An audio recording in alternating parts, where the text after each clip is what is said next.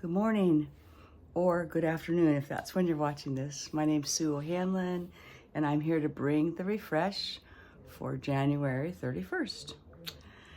Hey, I want to talk to you about what happens when we're really down, when things have been hard, when life is hard. Even if you were in church Sunday and you heard Travis talking about life is messy. Sometimes we want to give up, and he was in Jeremiah talking about wanting to just go back to Egypt, where life at least was predictable. We've gone through hard things. All of us go through hard things, but we've had a couple of deaths in our family that have greatly affected me.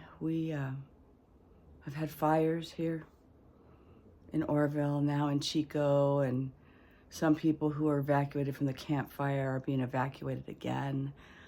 A lot of stress, a lot of anxiety. We have political unrest. A lot of people are upset and divided about a lot of things. And it's easy to get kind of bummed out, get kind of down, a little depressed. Well, I want to talk to you about what should we do then?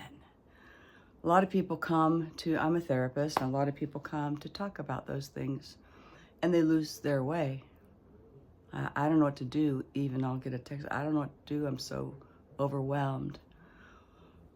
Well, there's a phrase that we use often, and that is you do the next right thing. You do the next right thing. So what is the next right thing?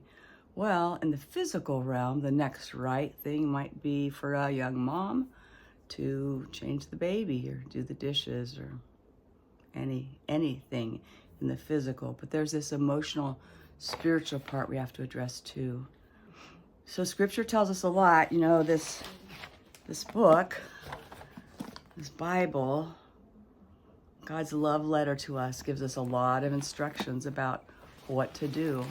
And I'm going to there's so many verses, I'm going to read them. I'm only going to quote a few of them, but I'm going to read them off of a paper just so I don't have to take so much time to find my reference in all of them. But Psalm 34, 17 and 18 says, "The righteous cry out, and the Lord hears, and he rescues them from their troubles. The Lord is near the brokenhearted. He saves those who are crushed in spirit." You know, God doesn't promise to take away the circumstances, but he promises to be near, to be with us in them. And sometimes we forget. Sometimes we forget that. So the things I tell people to do in the spiritual realm and the emotional realm is, one, speak the truth.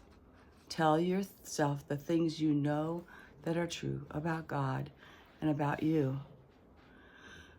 Well, everything seems to be horrible, Lord. And it's okay. Pray. It's okay to pray really straightforward with God. Like, this is a mess. Everything's horrible, Lord. But I know, and then you speak the truth. I know that you are God. You're not caught off guard. I know that you came to earth so that you could live that perfect life and die and conquer death, so I could know God. I could come to heaven. I could know the Father. I know that you love me so much. You died for me. I know that you are able. I know that you're not a God who's looked the other way and forgotten about me, who has me right there in the palm of his hand. Actually, in Psalm 56:8, it even talks about how he keeps our tears in a bottle. He keeps our tears in a bottle. He knows about our tears. I believe it's the cried and the uncried for people who just can't even let them out anymore. It says, "You've recorded them in your book. You keep track of my every toss and turn through my sleepless nights." He keeps track of us even in the night. So that's the truth. He loves us. He died for us. He made a way for us. He's still there. He's near. He gave us a beautiful, creative world to live in.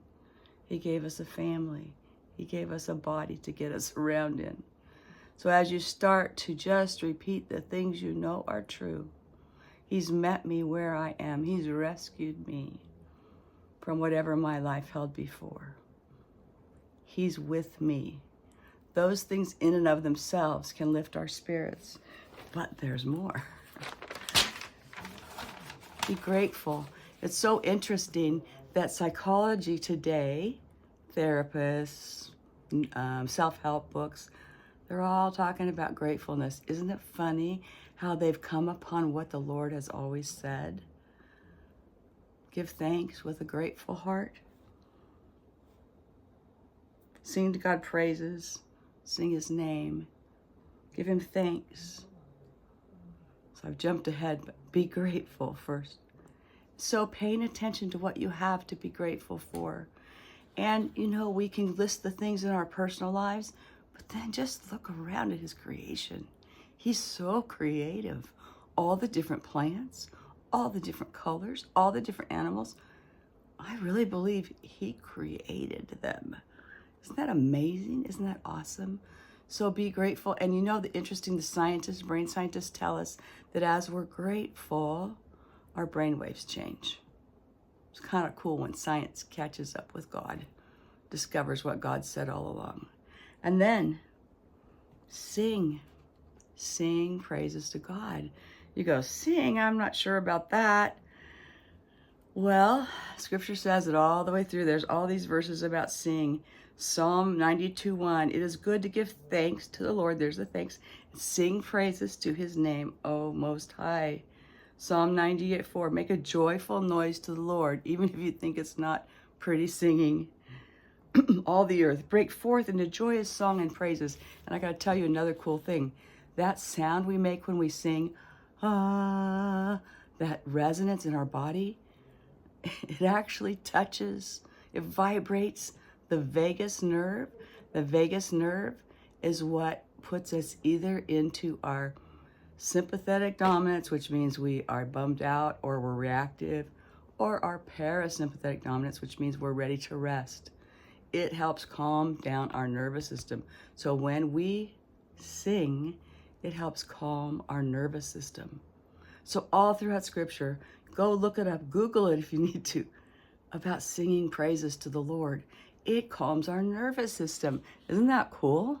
So here's Thanksgiving, being grateful, which science now tells us helps our brain waves change. Sing praises to the Lord, which science now tells us calms our nervous system. That's pretty cool, huh?